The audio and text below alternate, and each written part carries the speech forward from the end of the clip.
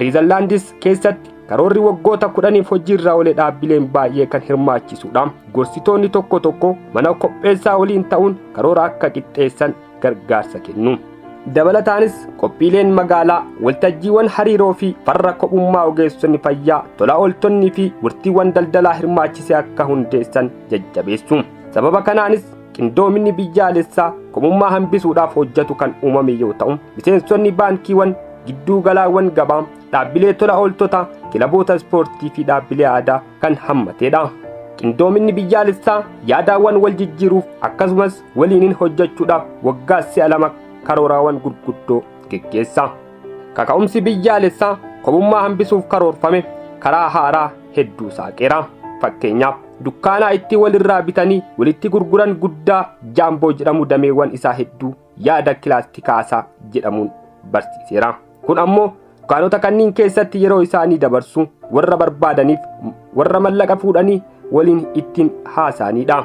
Dukkaanaa biyyattii keessa jiran keessatti shammatachuu fi nama mallaqa fuudhuu hin barbaachisu. Maashinoonni hojii kana ni hojjetu. Dukkaanaawwan bittaa fi gurgurtaa kanneen keessatti maashinoota alatti namoonni mallaqa fuudhanii ramadamanii waan tokko waliin haasa'uu ni danda'u. Tajaajilli poostaa biyyaalessaa biyyattis namoota rakkoo kophummaa keessa jiran adda baasuudhaaf hojjettoota tola ooltummaa hojjetan bobbaaseera. Hojjettoonni kunniin golgaa yookiin maggaarrajaa mana jiraattotaa yoo saaqamne naannawa mana isaaniitti poostaawwan kuufamanii kan jiran yoo ta'e adda baasuudhaaf tarree jiraattotaa kanaa unkuratti guutu. Odeeffannoon kun ammoo dhaabbilee tola ooltotaa fi akka kennamu taasifamu karaa ittiin gargaarsa argatan mijeeffama. Sagantaan kun yeroo ammaa manneen qopheessaa 19 keessatti hojiirra oolaara. Bakka reeffi dubartii Beeppi D. Bruun jedhamu itti argame dabalatee namoonni 50 ol ta'an gargaarsa akka argatan eeruun dhaabbileen tola ooltotaaf ergameera. Maarsiriitii kophummaa ittisuudhaaf hundeeffame dhaabbileen hawaasaa bu'a qabeeyyii ta'an beeksisa. Akkasumas manneen qopheessaa karoora isaanii keessaa akka galfatan ni jajjabeessa. Isaan keessaa tokko Oppee yoo ta'u magaalota gurguddoo Riizerlaandis 4 irraa deeggarsa mallaqaa hanga ta'e argata. Dhaabbanni kun abbootii qabeenyaa saree hojiin itti baay'atu beeylada manaa waliinis yeroo isaanii akka dabarsanii fi yookiin ammoo manguddoota beeyladoota kunuunsuu barbaadan waliin kan wal qunnamsiisu maarsariitii qaba. Manguddoota bilisaan yoo ta'u abbootii qabeenyaa saroota garuu kaffaltii xiqqaa kaffalchiisa. Manguddoota sarootaa waliin dabarsuun fayyaa qaamaa fi sammuu isaaniif akka gargaaru daayirektarii dhaabbatichaa Alleen Giriinmaan ni dubbatu. Dhaabbatichi erga hundeeffamee kaasee manguddoota 4500 abbootii qabeenyaa sarootaa waliin walitti fideera. Dubartiin umrii waggaa 74 taate Tiwoo Naayijens Jenetiifi saree ishii Biikel waliin karaa dhaabbata kanaan wal barte. Yeroo umrii ishee walakkeessa 70 siqutti namoota qabdu ture. Hariiroo qabda tures dhaabuun dandeesse jetti Tiwiin. Biikel saree jaalatamaa xiqqaadha. Qalbii namaas kan hawwatudha.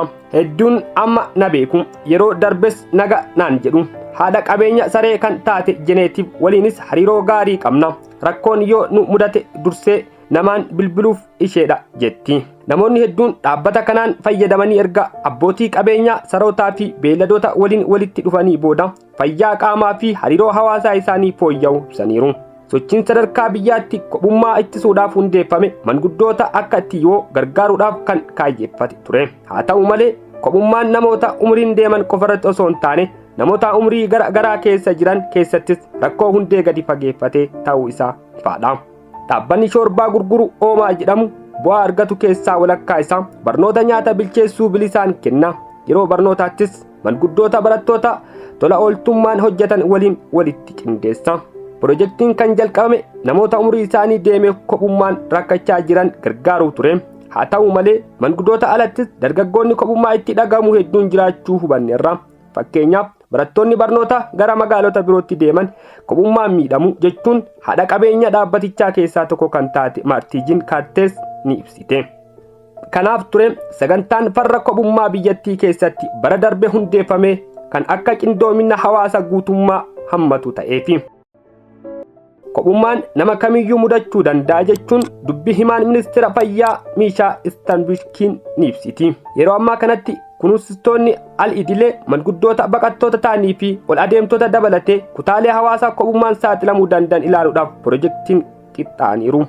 Gorsaan duraanii dargaggoota Yooland Vaan Giriiwii namoonni ol adeemoo ta'an rakkoo kophummaan saaxilamuu isaanii mootummaan beekamtii kennuu isaa waan gaarii ta'uu dubbatti. Waggoota muraasa dura dargaggoota hiriyyaa uumachuun isaa rakkisu kan gargaaru kilaba dargaggoo John US jedhamu hundeessiteetti. Dargaggoon ilaalchi miidhaa qabu waa'ee ofii isaanii qaban akka maqsanii fi akkasumas ofitti amanamummaa akka qabaatan ogummaa hawaasummaa isaanii akka gabbifatan gargaara jetti. Barnoonni kun ogeessota leenji'an kan geggeeffamu yoo ta'u miseensonni galmaanis akka kaamaniif gargaaru. Namoota waliin argus ta'ee waliin dubbachuu irratti rakkoo qabu ture. Yaaddoo guddas natti ta'a ture. Namni bilbiluuf yookaan namni walii haasa'u osoo hin jiraatin halkan hedduu dabarsa ture jechuun dubbatam dargaggeessi umrii isaa waggaa 23 ta'e Luuk. Bakka yeroo itti dabarsu akkan argadhu akkasumas bakkan waa'ee ofii kootii miira gaarii akkan qabaadhu kan na taasisedha kan jedhu Luuki gareen kun harka bal'isee akka isa simate ibsa.